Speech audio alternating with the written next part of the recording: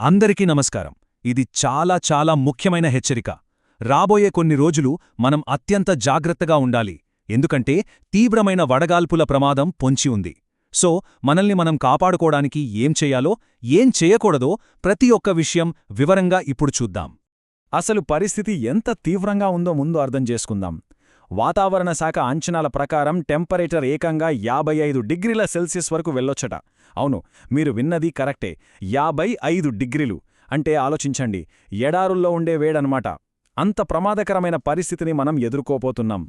సరే, మరి ఈ విషయంలో అధికారులు మనకు ఏం చెప్తున్నారో క్లియర్గా చూద్దాం.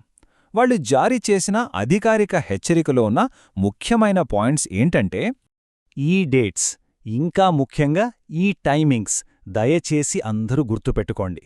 ఈ హీట్ వేవ్ పీరియడ్ ఏప్రిల్ 19న మొదలై మే 31 వరకు ఉంటుందట. కానీ అసలు విషయమేంటంటే, ప్రతిరోజు ఉదయం 10 గంటల నుంచి మధ్యాహ్నం 3 గంటల మధ్య సమయం అత్యంత ప్రమాదకరం.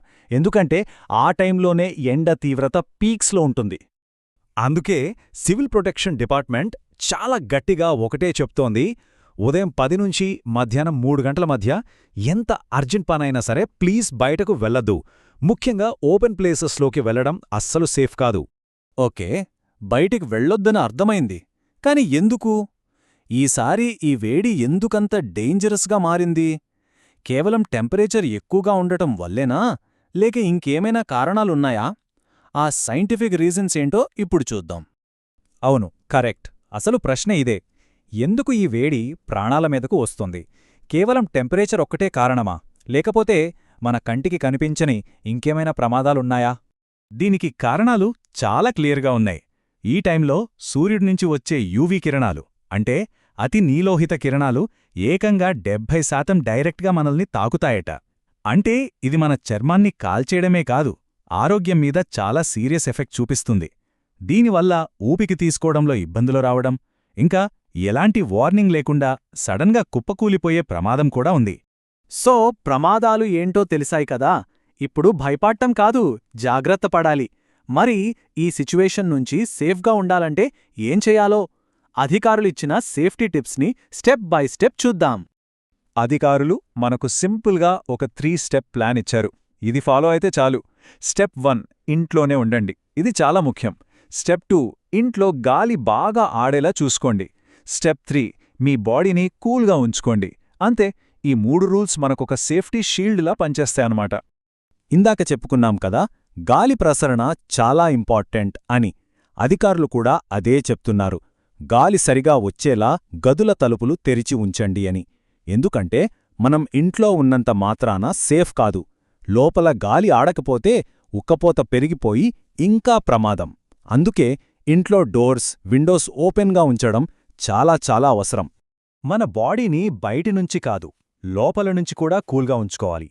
మరి ఎలా? సింపుల్, మనం తీసుకునే డ్రింక్స్ ద్వారా పెరుగు, మజ్జిగ, నిమ్మరసం ఇలాంటివి వీలైనంత ఎక్కువగా తీసుకోండి. ఇవి బాడీని హైడ్రేట్గా ఉంచడమే కాకుండా మనకు ఆ వేడిని తట్టుకునే శక్తిని కూడా ఇస్తాయి. ఇది చాలా చాలా కీలకమైన విషయం. దయచేసి వినండి. ఇన్ని జాగ్రత్తలు తీసుకున్నా సరే మీకు ఏమాత్రం నలతగా అనిపించినా, అది ఊపిరి తీసుకోవడంలో ఇబ్బంది కావచ్చు, తల తిరగడం కావచ్చు, ఏ చిన్న సిగ్నల్ అయినా సరే అస్సలు ఆలస్యం చెయ్యొద్దు. వెంటనే డాక్టర్ని కలవండి. ఇది చాలా ముఖ్యం.